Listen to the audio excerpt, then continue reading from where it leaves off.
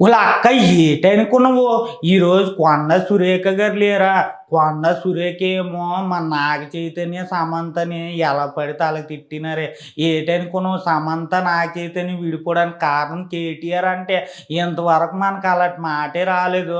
అలాంటి మాటలే మీరేమో ఆరోపించారు. నోటికి ఏదొస్తే అది తిట్టేస్తున్నారు ఈ రాజకీయాలోళ్ళు. రాజకీయాలోళ్ళకి ఏ కారణం దొరకకపోతే సినిమా వోళ్ళ మీద పడిపోతున్నారు బాబు. అదే గాని సినిమా వోళ్ళు మాత్రం ఒక మాట రాజకీయమోళ్ళ మీద ఎత్తితే మాత్రము ఆళ్ళ మీద సీరియస్ అయిపోయి ఆళ్ళ సినిమాలు కూడా ఆడనివ్వకుండా చేసేస్తారు. ఇది ఎంతవరకు కరెక్టే నువ్వైనా చెప్పే.